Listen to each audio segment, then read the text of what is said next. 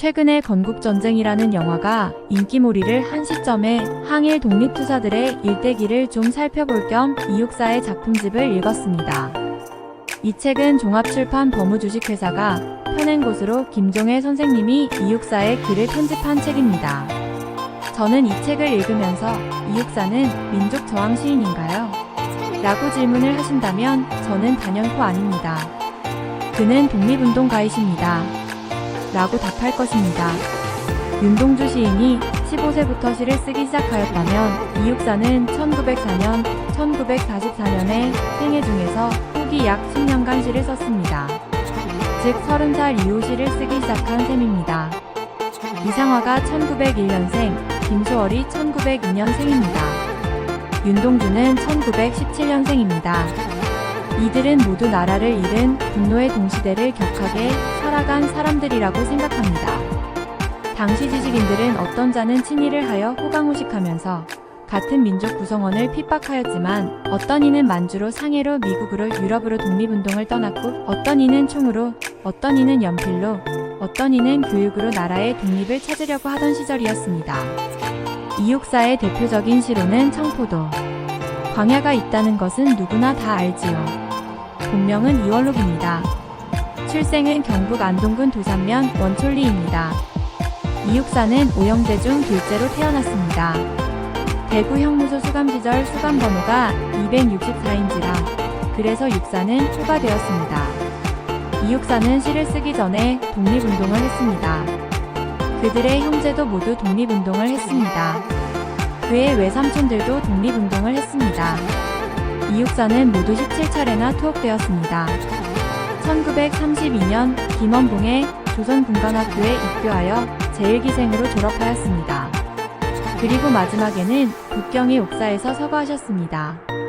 하늘에 큰 별이 떨어진 것입니다. 그는 독립운동가일 뿐 아니라 중국어에 능통하였고 당시의 국제정세나 국제경제, 철학 등에도 상당히 해박한 지식을 가지고 있었습니다. 중국의 정세에 대하여도 잘 알고 있었으며 중국 근대문학의 아버지라 칭하는 아크유 정전의 저자 노신, 신석초 등과도 교류하였습니다. 이육사는 다음과 같이 말하였습니다. 오늘날 경제공황을 타개하기 위하여 각국은 모두 제각각의 다른 방법으로 피나는 노력을 해왔다. 그러나 최애국 대우조항을 폐기하고 후회주의로 나아가야 한다. 자국의 수입 제한과 수출 증진은 양립 불가능이다. 라면서 자유무역을 옹호하였습니다.